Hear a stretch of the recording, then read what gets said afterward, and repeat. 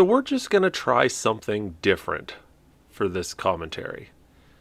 We're going to try and do this 100% live. No editing, no nothing. We're just going to walk you through the screen grabs. We might stumble on our words, but you know what? Let's give it a shot, right? You're along with me for the ride. Here we go.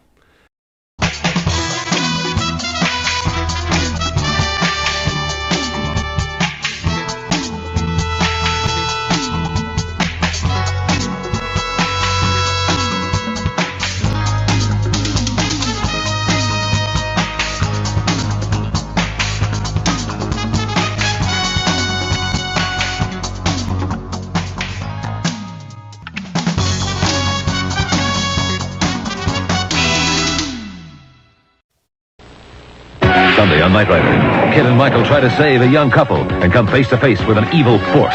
Who or what is that? It's a deadly mystery. Sunday. Tonight on Knight Rider, a sudden death showdown with Kit's evil twin. Goodbye, Michael Knight. Is this the end for Michael and Kit? Knight Rider, tonight. All right, production 58617, Kit versus KARR. This episode was written by Richard Oakey and directed by Winrick Colby. This episode originally aired Sunday night, November 4th, 1984 at 8 p.m. It was filmed from May 31st through June 11th, 1984. It was the 47th episode to air, but the 43rd to be filmed. Kit vs. KARR was the first episode to be filmed for Season 3. All right, so let's dig in and see what we can figure out. All right, here we go. So we've got KARR buried in the sand here. This is at Paradise Cove in Malibu. You'll remember Paradise Cove because it was used in Return to Cadiz as the three shells. There's a restaurant there.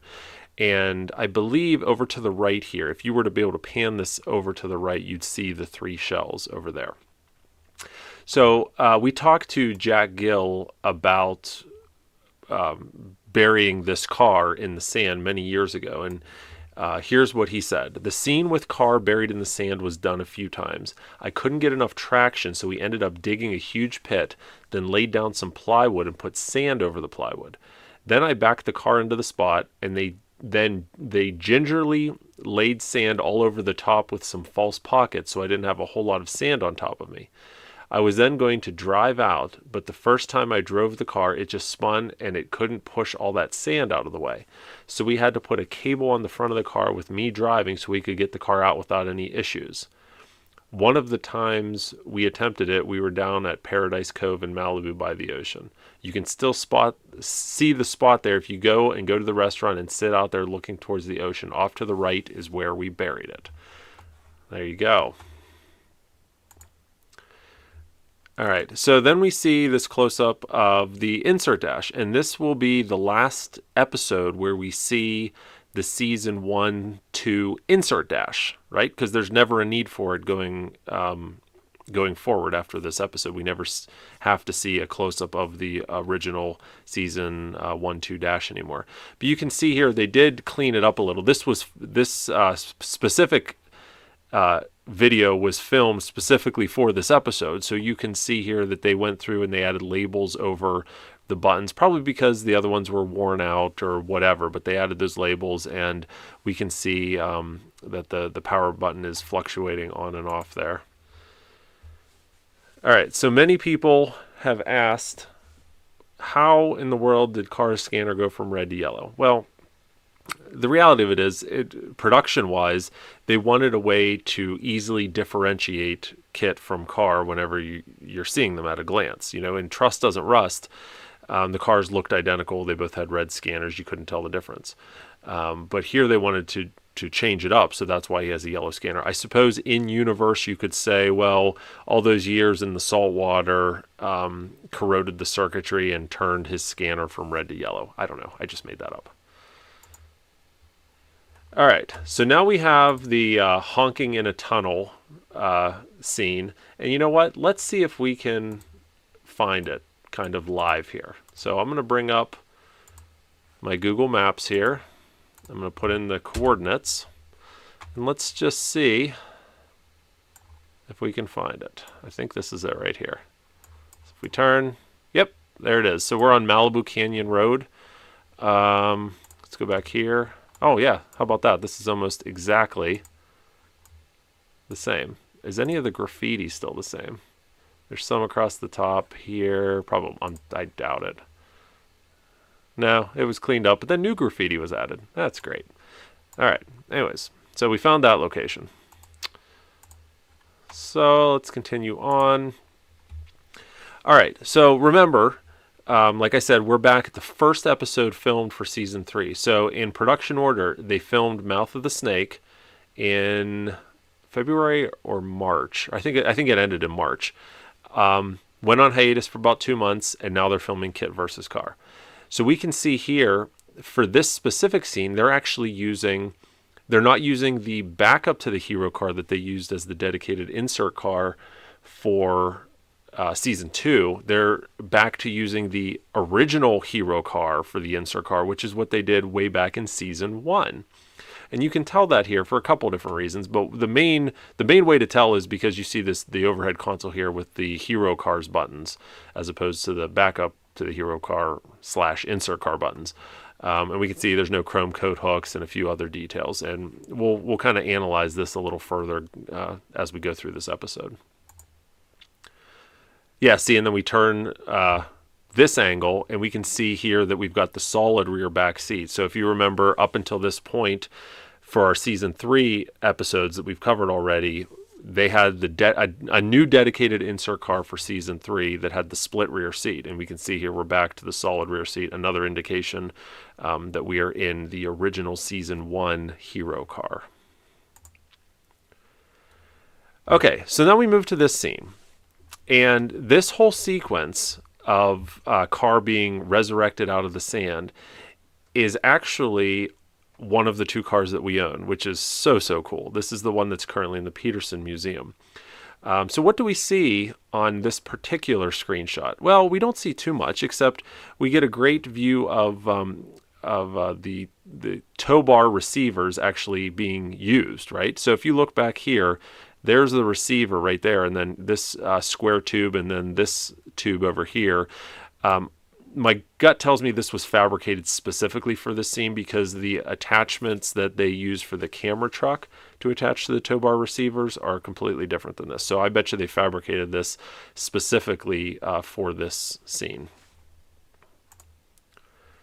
All right, and this is, again, that insert dash, and you can see here that they've gone through the effort to actually change out the voice box in the insert dash to KARR's voice box.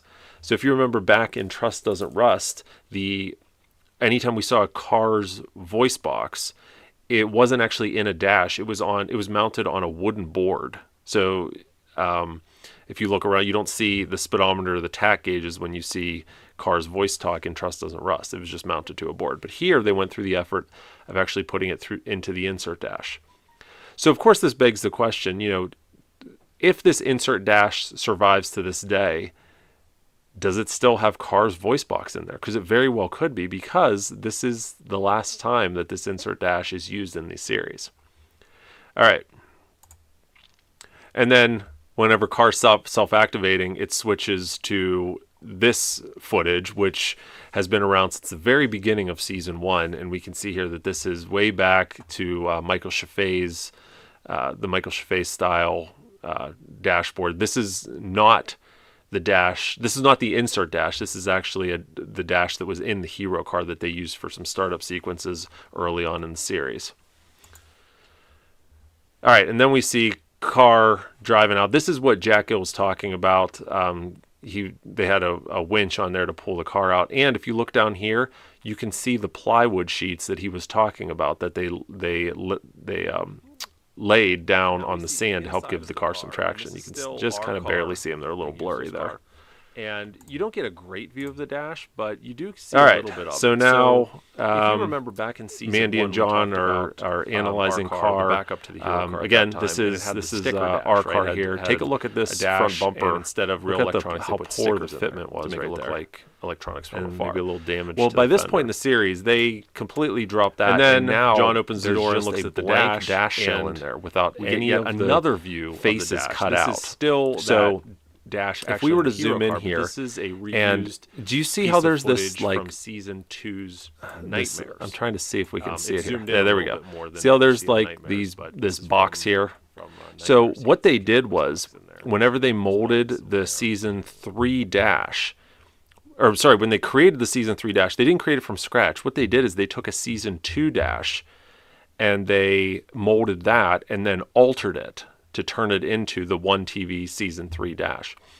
Well, the dash that they must have molded it from had bezels and maybe electronics in it too, because original casts from that dash had imprints of the season 1 and season 2 electronics in the fiberglass. And that's what you're seeing here. This is the imprint of the speedometer digits right here. And if we could see a little bit more, you'd see some more imprints of all the round LEDs and everything. So we can all see this car does not have a pod unit in it either. All right, and then of course, John is connecting this, connector underneath KARR's dashboard. And something interesting about this. So this is an actual connector. They didn't just put this in here for this scene. This is actually one of the connectors for the scanner controller. So it connects the controller box that sits on the inside in the cockpit to the relay box that's in the engine bay. So by plugging this in, John is not allowing KARR to talk. He's technically allowing his scanner to work. All right, and there we go. This is what I was talking about. This is the insert dash, but now we see KARR's voice box is actually fully integrated into this dash. And by the way, someone wanted me to mention this. They sent me a message about it before I even started this commentary. And this is mostly common knowledge, but just to set the record straight, in Trust Doesn't Rust, KARR was voiced by Peter Cullen, the same voice who did Optimus Prime in the Transformers, and still does. In KITT versus KARR, it was not Peter Cullen, it was Paul Frees. Paul Frees was a voice actor. The only thing that I know of offhand without looking it up that he did wasn't he the voice of the announcer in the Haunted Mansion at, what is that, Disney? I don't know. I'm terrible with that. But they were most certainly not the same voice in the 2 episodes. Interestingly enough, whenever KARR returns in the 2008 Knight Rider, he's voiced once again by Peter Cullen. But I could understand why people would be confused by the two, because the voices do sound very similar. And if you're not paying attention, you could think that they are the same voice. Okay. All right, so why did I screenshot this? Probably to give you a point of reference on this filming location. So let's go back over to our map and let's type in Paradise Cove in Malibu, and let's see if we can get a good look at it. So right here, this is this Paradise Cove. Let me switch to satellite here, if it'll let me. Yeah, so this is the restaurant from Return to Cadiz, the 3 shells. KARR was buried along this edge right over here. So let's see what we've got here. There's a drop point. Okay, so that's probably pretty perfect. So KARR was buried like right along over here. And if we turn this way, and excuse this lady, we can see the pier here, and there's that same pier right there. So all of this was filmed on this beach, this Paradise Cove beach in Malibu. Unfortunately, I don't think I can. Oh yeah, I can walk a little bit. Yeah, back there, and then yeah, there's the pier. Okay. All right. So KARR Karr is now leaving his sandy grave, resurrected by John and Mandy. And many of you have noticed this, but this particular car, again, the car we own, has its high traction drop downs activated, both in the front and the rear. So you can see the wheel gap is a little higher here and way higher in the back. So as we advance forward, you can see right here, look at that gap.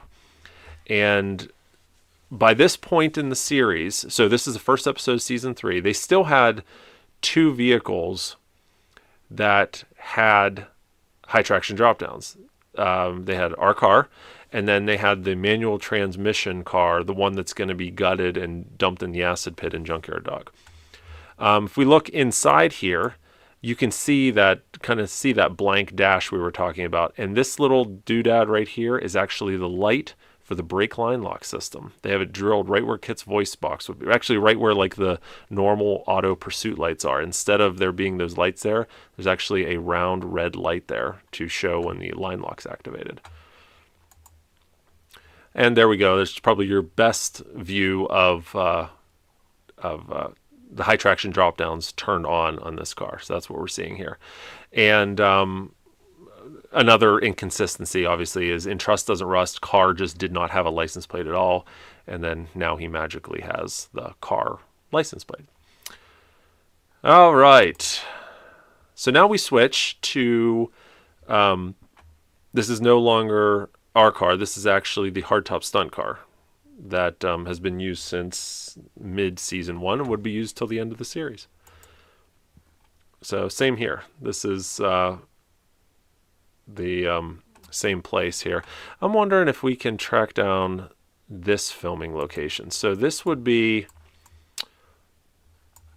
on the Pacific Coast Highway, right about, I think it's right about here. Let's just take a quick look here. I think we're pretty close. Maybe it's right here. There's like a little, no. Maybe it's right here. I know it's right along this area where you can see Karr pulling off. It's like the side road here, and then he pulls off and gets on the main Pacific Coast Highway. That's okay. We're not going to spend a bunch of time, especially because we're doing this live this time. But it's right along this stretch of road here. If you guys ever go to Malibu and drive the PCH, tons of Knight Rider episodes were filmed along this stretch of road. All right, so now we're back, and once again, they're still using the hero car for the insert shots here. We get a better look. You can see the pursuit light down there, and you get a better look at that overhead console up there. And then John asks for music, and they play Jump for My Love from the Pointer Sisters, which people have pointed this out in the past. How could Karr have that on cassette tape whenever that song came out during the time that Karr was deactivated in the sand? But I'm going to pretend that, once he was reactivated, the first thing he did was insert the tape and record some music from the radio. We'll go with that. All right, still the hero car. One of the few cars that had the deluxe interior for the Trans Am. So you can see here the carpeted rear panels. That was the deluxe interior that not a lot of the Knight Rider cars had. The original 3 Knight Rider cars that they got to film the pilot presentation all had that carpet interior, and we think the Hardtop Stunt Car had it, but not many others had it. So again, this is one of those 3 original pilot cars, so we would expect to see the carpeted panel there. Okay, so now we pull into Seal Beach, California. We've seen Seal Beach in the past. We saw it in White Line Warriors. I was blanking there for a minute. And obviously we see it here. Now, I had the opportunity to go to Seal Beach back at the start of 2020, I believe is when it was. So let me just see if I can pull up the pictures of Seal Beach, and we can take a look at some things. So here we go. This was in 2020, right before the pandemic some of you might have heard about. Literally a month before everything shut down, I was out in California, and I stopped on Main Street of Seal Beach with my friend Dennis. You know, I'm on this roll where I talk about my friend Dennis Riesinger in every episode. So hi, Dennis. Dennis met me. It was like 7 o'clock in the morning, and he came out and met me before work at Main Street of Seal Beach, and we kind of walked around, and we took a look at Endless Summer, which actually is Endless Summer in real life. Still there to this day, which was really cool. Unfortunately, it was closed. Otherwise, I absolutely would have gone in there. And yeah, so this is the road. So if we go back to here, Michael pulls in and turns onto Main Street. And this is the Main Street. Let's see if I have a better view. Yeah, so Michael pulls in here and drives down this road, down this way. So if we look back here, see Clancy's right here in the top left corner. That Clancy's is actually still there today, which is kind of neat. Okay, so let's close that up. You get the idea. So then there's this really cool scene. So we talked to Jeff Osterhage a number of years ago regarding this scene, and he told us a little bit more of a backstory. He was one of the original people who auditioned for the role of Michael Knight. He was up against Hasselhoff and Don Johnson, and unfortunately he didn't get that role, obviously. But thankfully he was cast in this episode. So whenever the casting director was looking for someone to play John Stanton, he didn't have to even do the preliminary audition. He went straight to the screen test, and obviously he got it. He told us this great story specifically about this scene where he said he was having so much fun. He couldn't believe this was his job for the week because he got to hang around with beautiful women and drive in this awesome car. And there's this one brief scene where she comes up and says something like, hey, nice car or whatever. And he says, nice shorts. And he actually looks at the camera for half a second here, just not believing that this was happening. He said this absolutely was not in the script, which was kind of cool. I think, while we're on the topic here, didn't I take a picture of this? Yes. Is this it? Yeah. So this was in Seal Beach. So he was parked right here. So if you look, that's this building in the background there. All right, so then he pulls out and carries on. This is that Clancy's in the background that I mentioned before. And you can see right here, there's the tab from Custom Kit when they had the exhaust on the side of the car.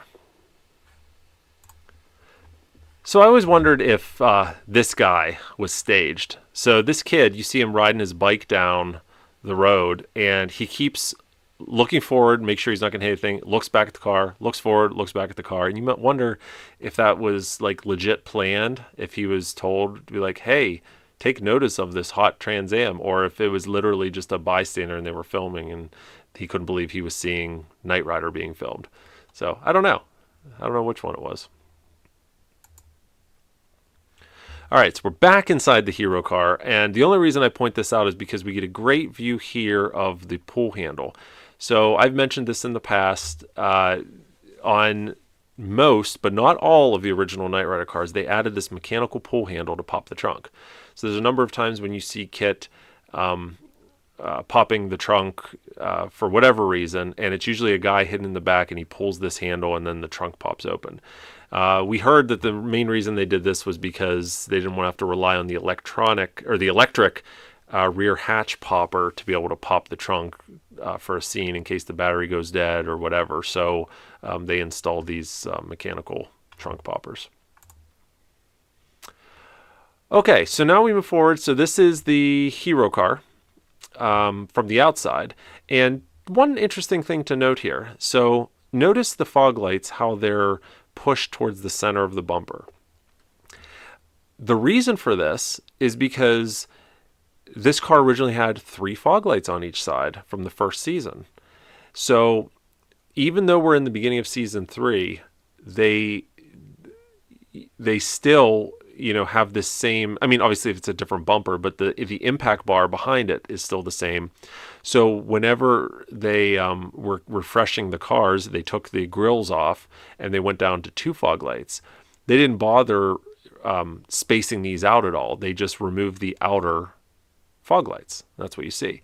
And this hero car, which again will turn into the right-hand blind drive car, will retain this fog light setup until they film Junkyard Dog. So if you remember, there's a scene in Junkyard Dog towards the end when Michael and Kit push the Junkyard Dog, not a bulldozer, or maybe it's not a bulldozer, whatever, that machine, I can't picture it right now, the backhoe, whatever.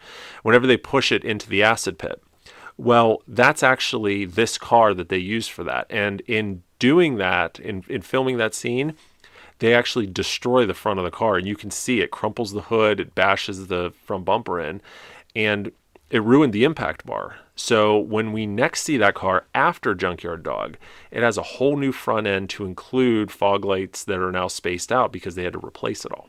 So there you go. All right, so this is actually still, even though we see the car being blind driven, this is not the left-hand blind drive car. This is actually the hero car being blind driven in this scene. I'm not sure why they did that, because they do use the left-hand blind drive car a number of times in this episode, but not for this particular scene. Also, if you look underneath John's shirt back here is his wiring and his pack for sound. That's what this is sticking out here, and I believe, yeah, there you can see the wire right there. Kind of hard to hide something like that when you're wearing a short shirt like that. And then this scene, this was on PCH2. I feel like I've driven on this. Let's just look real quick. I know. It's one way or the other, right? Where they're driving. So is it this way? I'm not going to spend a lot of time on this, but it's somewhere along PCH when they're driving. Right. How about that? Right here. There we go. That was a lucky guess.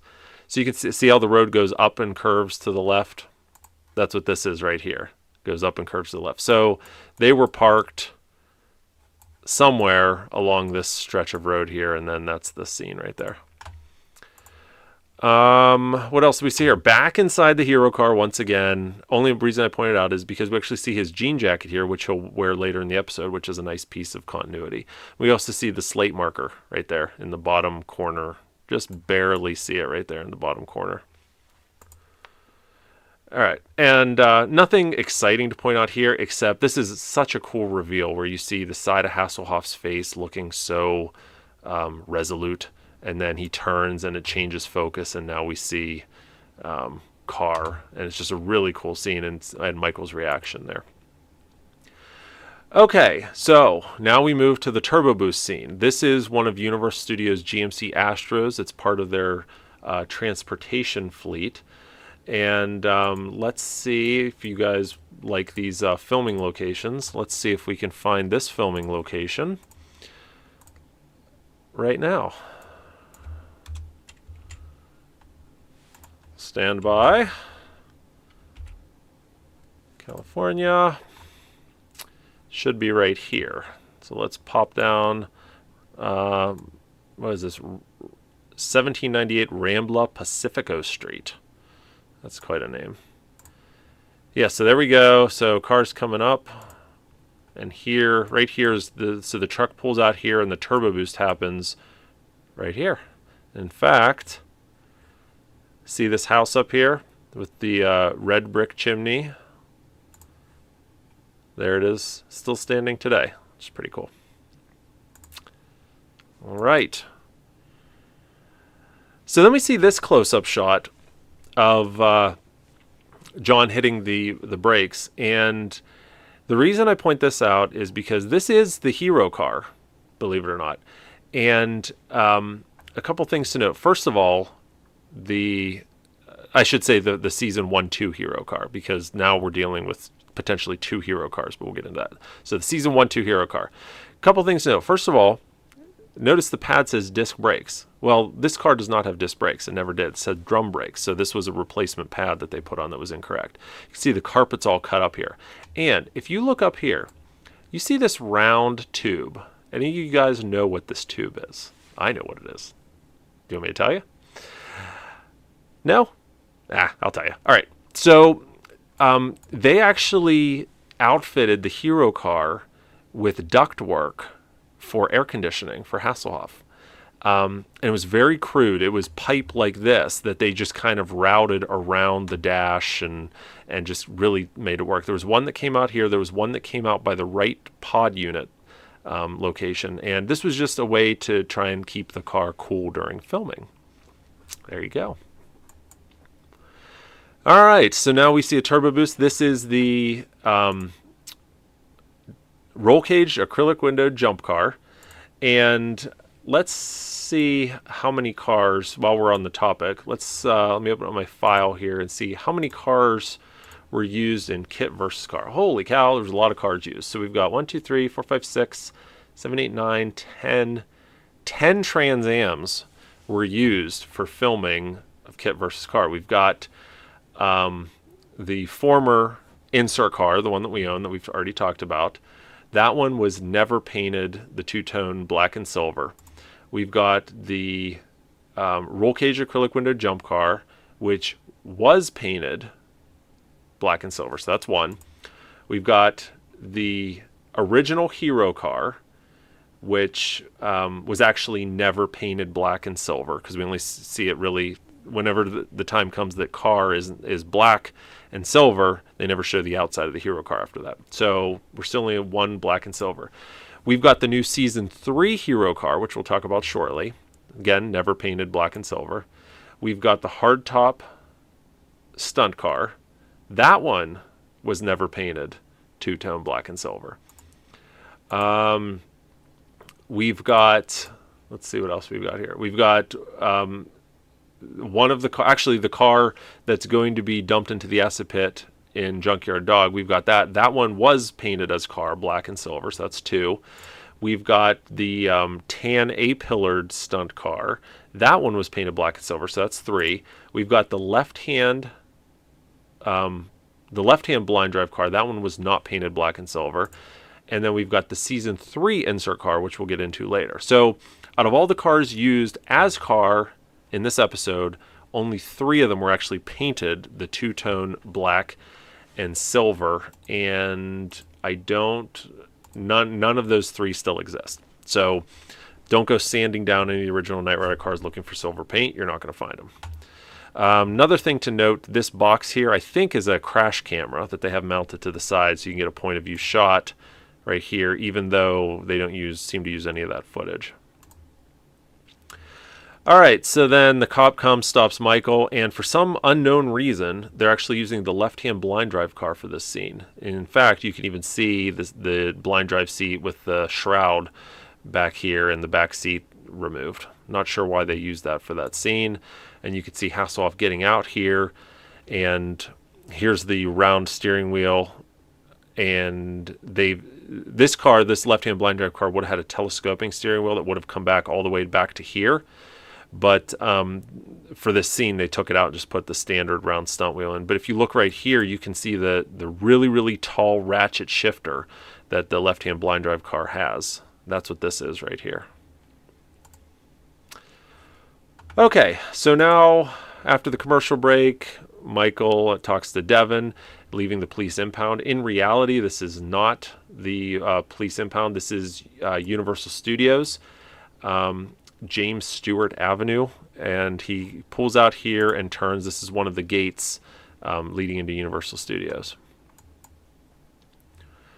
All right, so then we come back to here, and this is once again our car with the high traction drop downs. Anytime they're driving on sand, pretty much is our car in this episode. And you can see here that it still has the fog light grills in it, which it did back, at the beginning of this episode when it was KARR. And that's one of the giveaways, because at this point in the series, almost all the cars had their fog light grills removed by this point in the series, but this car maintained them for a little bit longer. Okay, so I point this out. Why? Do we want to see if that paint booth is still there? Well, we can certainly take a look. Let's see if we can find it. 317 North Victory Boulevard. So let's go to 317 North Victory Boulevard, Burbank, California. When I was out filming Jay Leno's Garage, I actually made a point to stop here. And I drove past it, which was kind of cool. So it would have been back here. I have a feeling. Yeah, so if we come up a little bit more, let's compare here. Yeah, so that paint booth would have been right here. In fact, take a look at this. So this building right here, see this, there's a door here, and see all the electrical panels here. If we look at it then, there they all are exactly the same, and there's that door. So that place where John was hiding KARR would have been right here, but it's gone. I don't know if they built it just for this episode or not. All right, so then we have our first appearance of Eddie in the episode, who owns Mr. D's Marine. And let me see here if I can find. So in 2014 at the Southern Nights Atlanta show, John Stanton and Eddie, Jeff Osterhage, and Ed Crick were reunited, which was really, really cool. So for those of you who weren't there, there's a picture of them in 2014, the 30th anniversary of this episode, which was just really, really cool. And it was neat because we screened KITT versus KARR at this show, and we kept pausing it. It took, I forget, did it take like 2 hours to get through the episode? Because Jeff and Ed, we kept pausing it, and they gave their thoughts. It was absolutely fascinating to watch the episode with the two of them there giving their live commentary. So cool. All right, so yeah, so here's Endless Summer, and you know what? Let's go back. Let me see if I still have that up here. Give me 1 second, and what I want to do is find the then and now of Endless Summer to see how much it's changed. But while I'm looking for that, here's that yellow Volkswagen Rabbit, the one that popped up so many times in season 2, and there it is again in this episode. So yeah, let's look here. Let's look at Endless Summer. It still has the blue canopy, blue door. Oh no, it's a white door, but gosh, it's almost the same, isn't it? I love it. Barely changed. All right, so this is the hero car, and there's your white wire, just barely peeking out. The original white wire from all the way back in season 1. There's your white wire alert. All right, and I don't know why I point this out, except there's a then and now from the same angle. When I was there, I made a point to take pictures as much as I could from the same angle. And you can, I mean, for those of you who want to pause, you can see each one of these stones is exactly the same too. Same colors and everything, which is pretty neat. All right, so now this is our first appearance of Bonnie in the episode. And if you think about it, this is Patricia McPherson's first episode back for season 3. So even though we've already seen her in the previous episodes in the order that they aired, this is her first time actually being back on the show. Okay, so now we're at the hospital where Eddie just had a heart attack, and this is right off of Seal Beach. In reality, I think this was an office building, but let's take a look. So 909 Electric Avenue, Seal Beach, which is right around the corner, right here. So we'll come in here. Let's try dropping right here and see what it looks like. Yeah, right here. Is it going to let me go in here?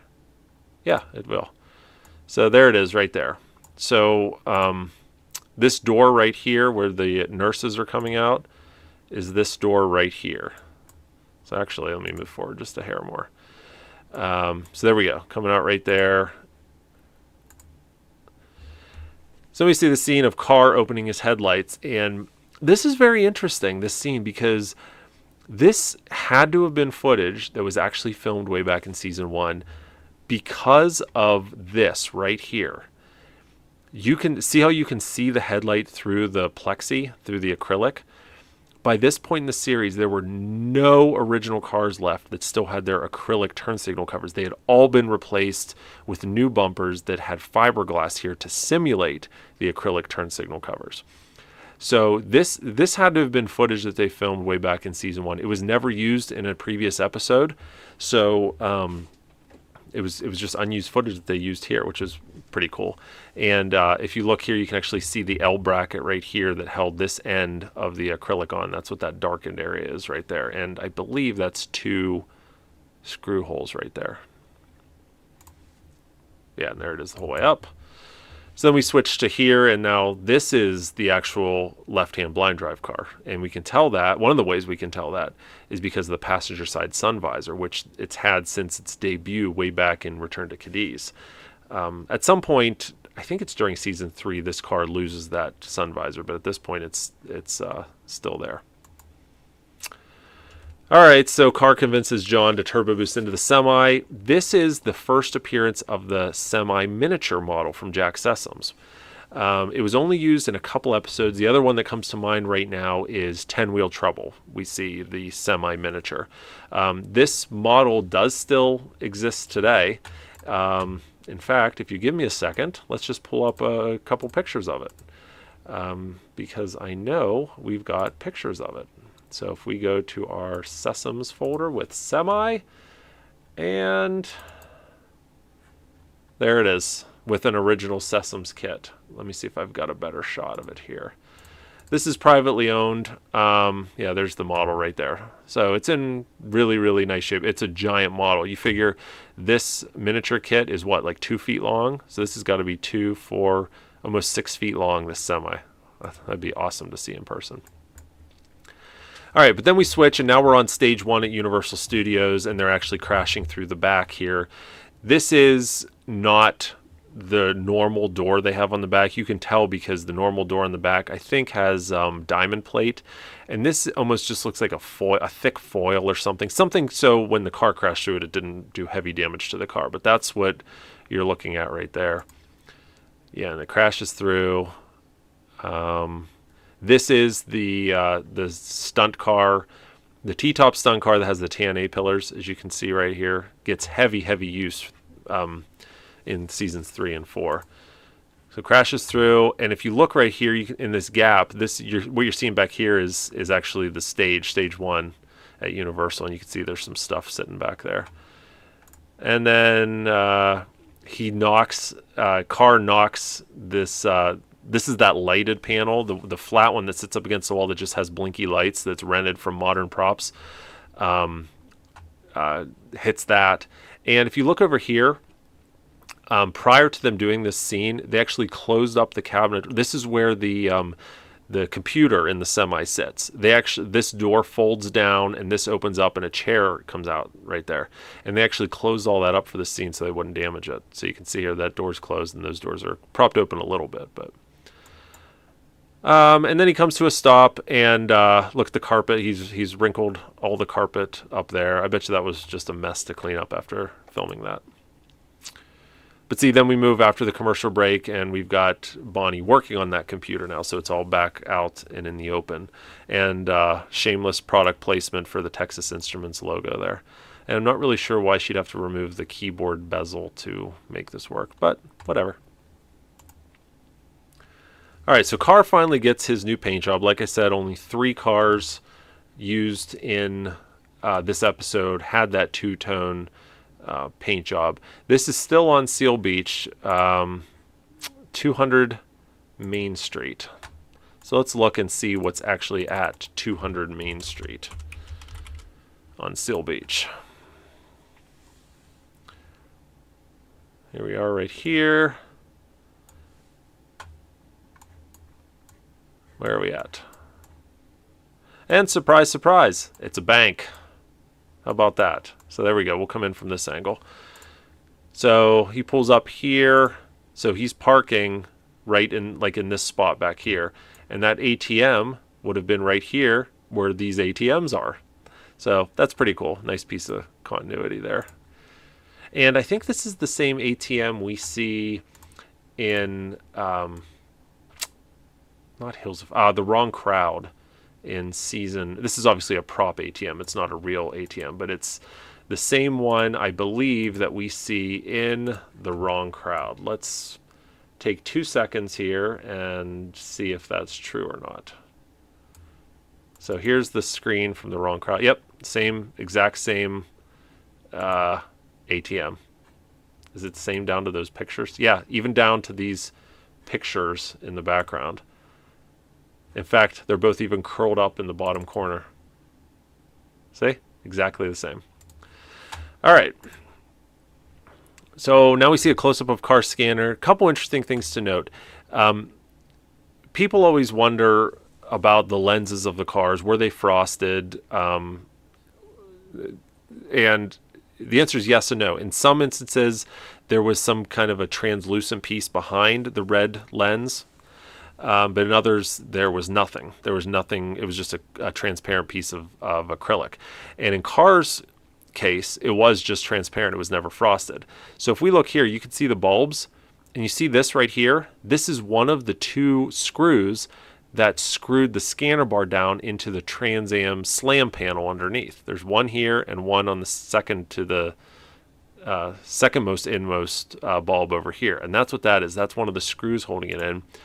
And if we go ahead forward, you can see here, these right here are one of the 2 screws that actually hold the bulb in. There's a screw on each side to hold the bulb in too. So we could get a great look at all that because there's no translucent filter on KARR's scanner.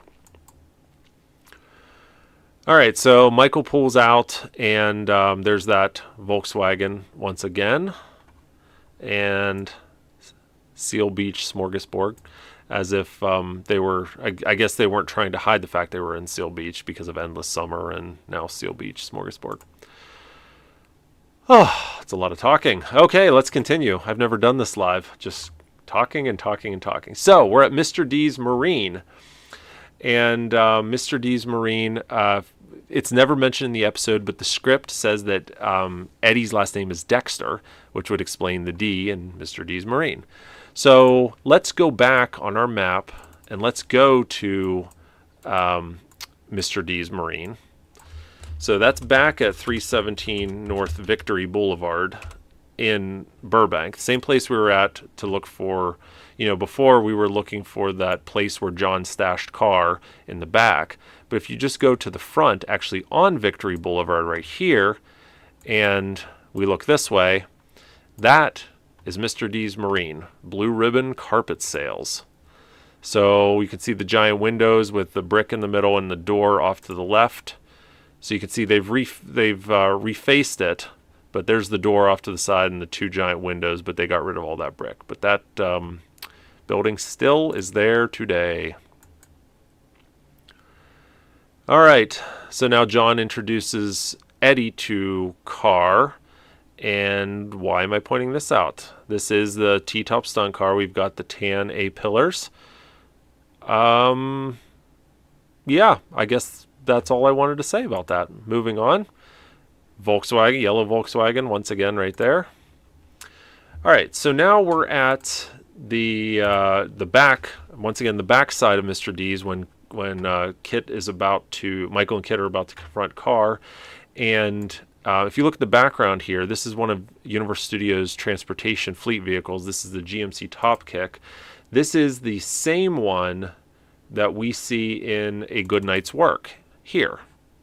The one that hauls Kit away after he's deactivated. So, whoops. So there it is being parked there, used probably for crew equipment.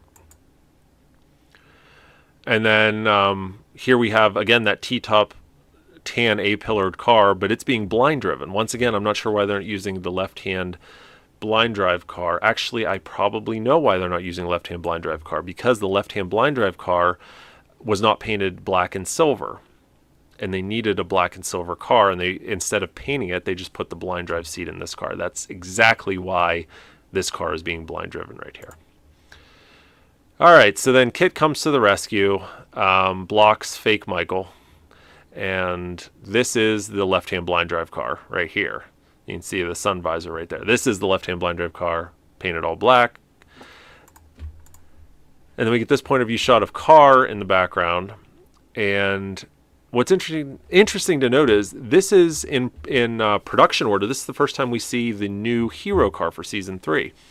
And you can see that they haven't even totally finished it yet. They've got labels on a lot of these panels, but no labels on the voice box yet, or the normal auto pursuit, or the countdown. So this was very, very fresh from being built, and when they put it in use in the scene. And in fact, this is the only scene in this entire episode where they use the hero car. So they probably just wanted to get it in there and start using it, but it wasn't ready for prime time yet. It wasn't ready to be used exclusively for being the hero car, and that's why it's only in this one scene. All right, so now Michael confronts Eddie and pushes him against this rusty door. He turns around, and now he's got this cut on his cheek. So Ed Crick told us that in that scene, he's pushed against a rusty door by Hasselhoff. You'll notice that when I turn around, I have blood on my cheek. That was real. I cut my cheek on the rusty door and had to get a tetanus shot at the Universal Studios infirmary after filming that scene was complete. A small piece of that door lodged in my face, and I think it's still there to this day. Pretty cool. That's. I mean, feel bad he got injured, but that's a really, really cool story to know that was real. And one other thing I forgot to mention about this episode. So normally a 1-hour episode of Knight Rider films in about 5 days. KITT vs. KARR took 8 days to film.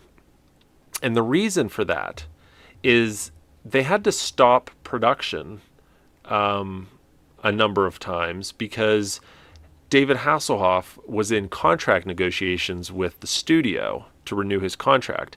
And there were some, I guess you could say, dicey moments whenever they weren't sure he was going to renew. And in fact, I think it was Tom Green, a producer on the show, told us once that they went so far as to create a script, or at least the cover of a script called The Death of Michael Knight, that they presented to Hasselhoff to scare him into renewing his contract.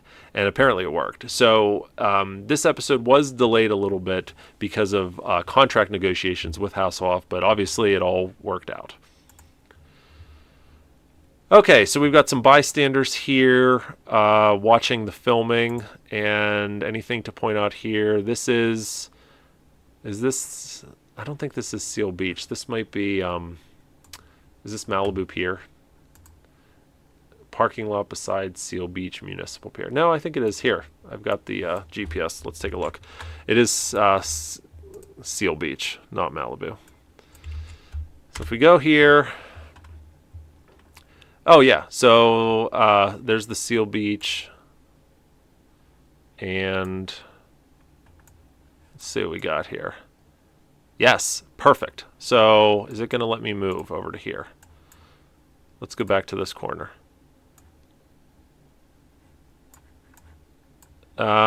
So we've got, let's see if we can place this here.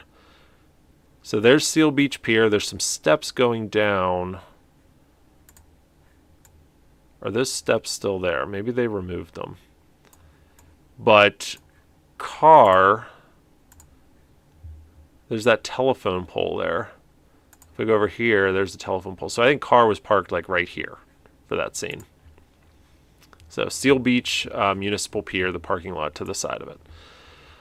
All right, so then we see this close-up. KARR has his windows darkened, and we see this lovely dent right here in the front fender.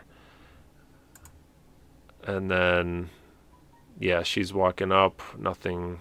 Oh, what I wanted to point out here is this is one of the rare times where one of the Knight Rider cars is not wearing the Goodyear Eagle GT tires. We've got some other type of tire. It says steel belted here, but usually and almost exclusively they use Goodyear Eagle GTs, but not in this scene on this particular car.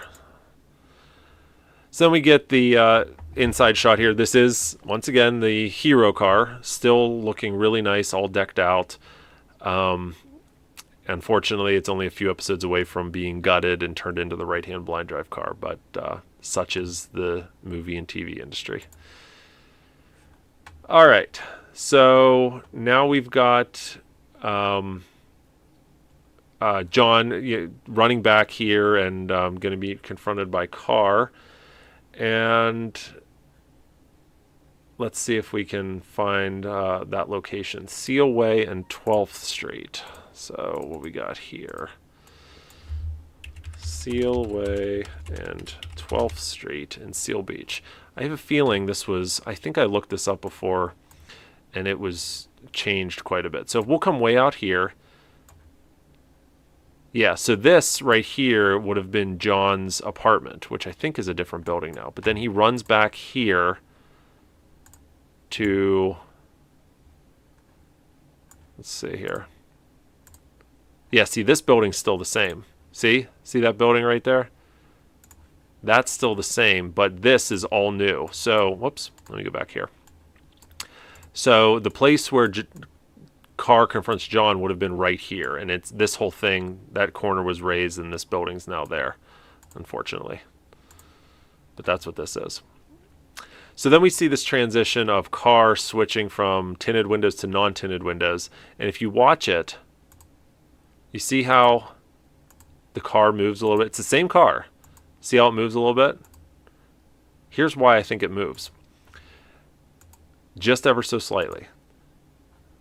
Because in this scene, I don't think, what's her name? The actress who played, Jennifer Holmes, who played Mandy. I don't think she's actually in the car here. And then they swap, they pull the tint off. Jennifer gets in. Her weight pushes the car down ever so slightly. And that's what we see here. But here's a great look at those tan A-pillars. You can even see some of the paint chipping off in the corner. Because again, GM never made these in tan. They only made them in black. So these were spray painted, I think, by accident. All right, so now we're at the final showdown between KITT and KARR. And I actually tracked down this location as well. And let me see how well I can show it to you on a map. This location is not far from the white bridge that we see in a number of... The one from No Big Thing where KITT turbo boosts over the stalled camper on the bridge. It's just right down the road from that. So I think it's in Castaic. Yes, right here. So this creek bed right here is where the final showdown with KARR took place. Here, let's get back to that in 1 minute. We're going to leave that open. What do we see? Yeah, okay. So this whole climax switches between real and miniature, as always. This is all miniature. This is the Sessoms model right there, and a miniature bridge and a fake armored van. But then it switches to this, and this is real, obviously. And it was, I think it was, who was it that told us about this? It was, I think it was Jeff Osterhage, or maybe it was Ed, was out there, obviously watching this being filmed, and was amazed because there's actually no bridge up here. This was just a fake styrofoam pillar that they put in here to crash through. There's nothing above it. But you can't see that because the camera cuts it off. So it looks like it's a bridge pier. And then it switches to this, which is the model work, the miniature work, right? And then it switches back to live. So let's pause and take a look at this creek bed. So this was also during the trip to Jay Leno's garage in 2018, where we made the trip out to the dry lake bed. It was a group of us. It was me and AJ, our friend Chris Blasius and his wife, and our friend Dennis. We all went out to the dry lake bed. So you see this kind of wall back here. This is what that wall actually is. So just walking you through, this is what the dry lake bed actually looks like. It's smaller than you. I mean, it's actually, I shouldn't say it. It's fairly big. There was a lot there, but this is what the dry lake bed looks like. We looked for pieces of KARR, didn't find anything, unfortunately. But yeah, so then we have this jump, and again, this is just a pillar with no top on it. I think this is the roll cage jump car. You can even see the plexi windows just kind of hanging in there. And then we switch back to model work. And in fact, if you even look at the armored van here, you can see how the sticker is peeling off of it. But that's all right. Okay, so now we've got KARR here. This is not the left-hand blind drive car, once again, because we needed a two-tone car. This is that tan A-pillared stunt car that they're using as to blind drive in this scene. And then we come here, you can see some of the crew equipment in the background here, and then this is the hero car. Kind of unique angle on the hero car that you don't see too often. All right, so then for this one brief scene towards the climax, they must have come back and filmed this later, because this is now we're in the dedicated season 3 insert car. You can see the split rear seat in the back. And this is the only scene in this episode where they use this. So maybe it's similar to the hero car in that they were still finishing up work on this car when they started filming and they weren't ready to use it. But then by the time this scene came along, they were ready to use it. I don't know. But this is the one and only appearance of that of the season 3 insert car. All right, so now we've got KARR here, and we've got some paint chips here showing the black underneath. But you see this right here, this little thing in the middle of the scanner? This is actually one of the squibs that they're going to use whenever KARR's laser hits and generates sparks. So we see Michael pressing this button, and we see a little bit of CGI work here, right, where the high tensile reflectors come up. Kind of rare to see CGI work there, but that's what that is. And then right there, that's what that squib is. It's blowing those sparks off on the scanner.